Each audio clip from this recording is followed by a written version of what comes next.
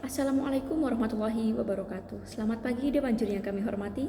Pada kesempatan pagi hari ini, izinkan saya Clea Reza Claudia Dayanti dan partner saya Nyimas Fatia Zahira dari SMA Muhammadiyah 10 GKB Gresik memulai presentasi karya tulis ilmiah kami yang berjudul Etnomatematika, Representatif Bangunan Tugu Manyar dalam Pembelajaran Matematika Konsep Geometri. Alasan kami memilih judul ini adalah karena matematika yang erat kaitannya dengan kehidupan, sehingga matematika menjadi mata pelajaran pokok di setiap jenjang pendidikan. Namun, faktanya matematika masih dianggap sulit bahkan ditakuti oleh sebagian siswa karena kekakuannya dalam pembelajaran yang hanya berfokus pada angka dan rumus, sehingga menyulitkan siswa dalam menerapkan matematika dalam kehidupan sehari-hari. Salah satu cara yang dapat digunakan untuk memudahkan siswa memahami matematika adalah dengan memasukkan unsur budaya pada pembelajaran yang disebut sebagai etnomatematika. Pembelajaran geometri membutuhkan banyak contoh nyata agar bisa dipahami dengan lebih mudah, seperti representasi dari gambar, sketsa, atau bentuk bangun yang dilihat secara langsung dalam keseharian. Hal ini diyakini dapat mengubah cara pandang matematika sulit menjadi matematika fleksibel. Berdasarkan latar belakang di atas, maka dapat disimpulkan rumusan masalah pada penelitian ini adalah kurangnya kemampuan siswa dalam memahami dan menyelesaikan konsep geometri dalam pembelajaran matematika.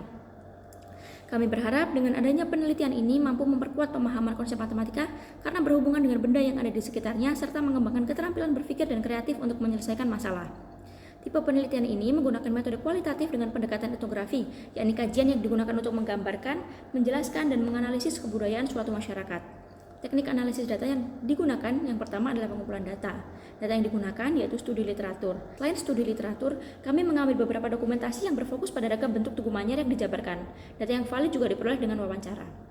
Kemudian data yang telah diperoleh direduksi, dirangkum, dan difokuskan pada hal-hal penting agar mempermudah penyusunan.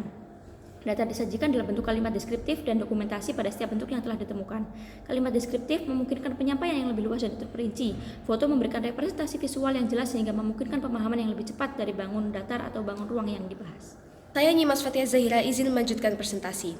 Dari penelitian ini dapat ditemukan unsur-unsur geometri dan maknanya.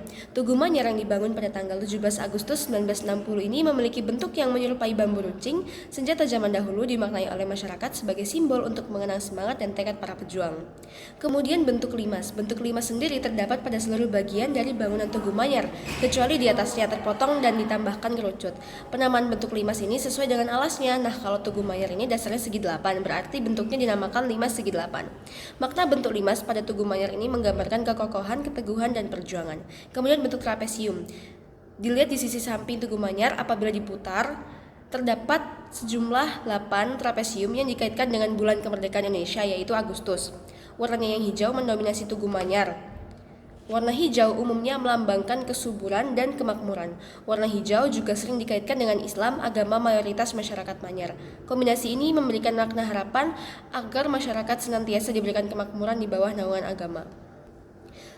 Kemudian bentuk kerucut. Kembali ke puncak Tugu Manyar yang menyerupai kerucut, berwarna dasar hijau dengan 17 garis putih melambangkan tanggal kemerdekaan Indonesia. Warna putihnya sendiri bisa diartikan dengan cita-cita membangun negara yang bersih dan menjunjung tinggi nilai kebenaran. Kemudian persegi panjang. Adanya dua bentuk persegi panjang, baik secara horizontal maupun vertikal ketika digabungkan membentuk struktur pagar. Pagar yang terbentuk dari paduan persegi panjang ini memberikan makna sebagai penjaga keamanan daerah Manyar kompleks. Hal ini didukung dengan bentuk pagar yang diberi warna biru yang melambangkan keselamatan. Kemudian prisma segi 5. Dalam konteks Tugu Manyar, prisma segi 5 ini berfungsi sebagai fondasi yang mendukung bangunan utama.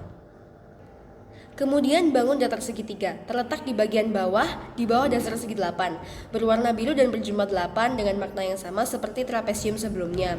Kehadiran warna biru pada segitiga Tugu Manyar dikaitkan dengan laut dan langit yang menjadi simbol kebebasan yang tak terbatas. Kemudian balok, bagian bawah mengelilingi limas terdapat balok dengan jumlah keseluruhan 45 balok kecil yang diinterpretasikan sebagai representasi dari tahun kemerdekaan Indonesia pada tahun 1945. Dapat disimpulkan bahwa pendekatan etnomatematika melalui studi kasus Tugu Manyar menekankan keunggulan penggabungan budaya lokal dalam pembelajaran matematika geometri. Dengan memasukkan aspek budaya dalam konteks pembelajaran, konsep-konsep matematika menjadi lebih nyata bagi siswa karena terkait erat dengan lingkungan sekitar mereka. Hal ini tidak hanya meningkatkan pemahaman tetapi juga membuat pembelajaran lebih relevan dan menarik. Sekian dari kami, kurang lebihnya mohon maaf. Wassalamualaikum warahmatullahi wabarakatuh.